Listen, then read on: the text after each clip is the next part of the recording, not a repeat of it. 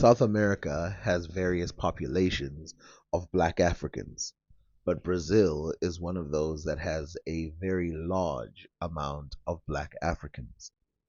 These black Africans come from Southwest Africa, and with this, they came with their languages. Some of those languages actually fused with the Portuguese language, and they filled it up to the point where the Portuguese language completely changed in some ways. The Portuguese language that also added African words are not limited to those in South America. Also, Portuguese in Africa and Portuguese in Europe had some changes as well. The tribe that is mainly responsible for these additions in the Portuguese language is a tribe or a linguistic gathering of people which are called Gimbundu. And since we are already on this word, we might as well start with a word that is synonymous with their tribal name. The first word is Bunda. This word is a word that comes from the Gimbundu language, and it means posterior of a human being. This word has been converted and has been used all over Brazil and in the Portuguese language generally from this conversion starting from Africa.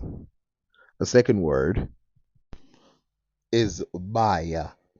This word, meaning stall, especially in the case of a horse or some kind of animal, is similar to the word Isbaya in Zulu, but it comes from Gumbundu and it means a stall or a compartment or a box of some kind.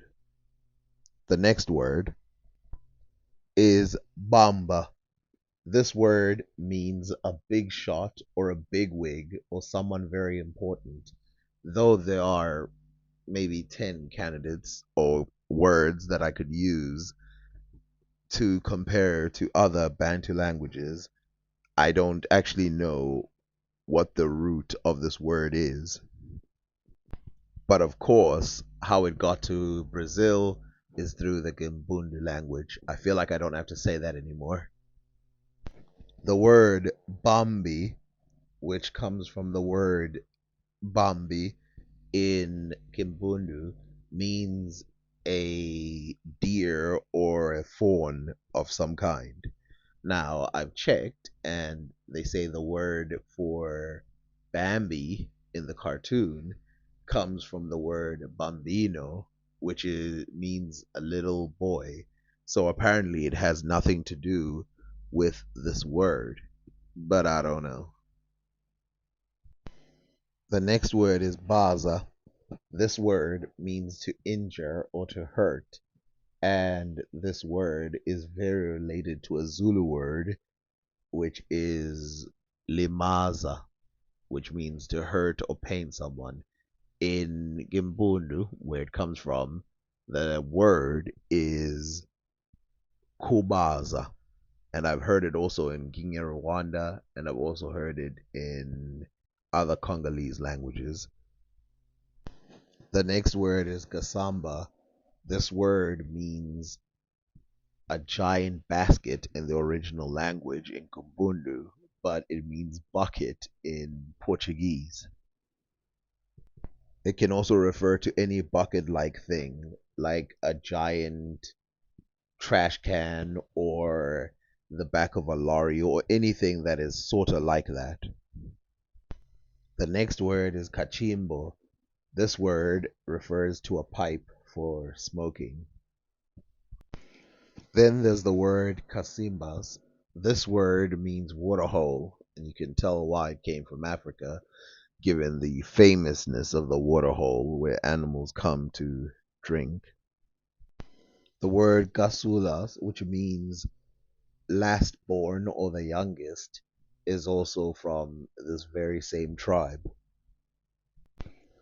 The word camundongons means rat, and the word kapangas means armpit or henchman. We have a series of dances that come from these African words like mambo and jumbo and a whole list of them that we can sit here and talk about. But basically, there's I think, over 100 words that come from this African and ended up in Brazil and in Portuguese in general, and were shipped to Europe through this, and also they were shipped to English through the Portuguese languages. It's interesting to know how much of the language went with the people and how much of it was respected. Some of the words that I've mentioned and have not mentioned died. So, in other words, they were in usage in Brazil up until the 18 or 1700s, and then they just died out of nowhere. And so they don't really make the list. But yeah, a lot of the words that were being used was because of how long the Portuguese were in Africa. If we think about it, think about how long the Portuguese were in Africa. So let's take more recent people who landed in Africa. So if you get to like the southern African parts, French is barely spoken, and so many others. It's Dutch, English, and Portuguese. That's because they spent about 400 years in these regions. And of course, language is the gift that keeps on giving. So even though African words went the other way around to Brazil, they also went the other way around to Africa. And so there's a bunch of European words that end up in African languages. This is what makes it a little bit difficult to tease out words. I'll give you one that I thought was a similarity for a long time until I started breaking down the etymologies of these words, and clearly they have nothing to do with each other, even though they look like they have something to do with each other. In Portuguese, there is a word, isso, and it means correct, but it also means thing or this or that, which is isto. Now, I first thought, okay, so this word clearly comes from the African word izo, but it turns out that these words have a completely different etymology. And in fact, I would say that the izo one is a little incorrect in grammar. But when you talk about where they came from, it's quite obvious that they come from completely different parts. First of all, the African one is a combination of a suffix and a prefix, meaning that yi by itself has a meaning and zo by itself has a meaning. And also, there's multiple ways of saying this because remember, like Arabic, this language can change dramatically simply by changing one letter. So, for example, I'll give you an example.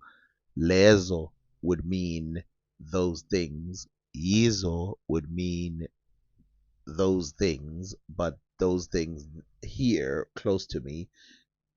The lezo would mean those things far away from me, and this is not true in the Portuguese version of the word.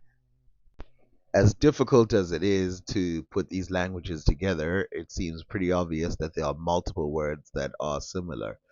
And I think of this only because I make the similarities between the Swahili languages and the Arabic languages, and how there's almost no evidence from experts of Swahili words appearing in the Arabic books or the Arabic dictionary.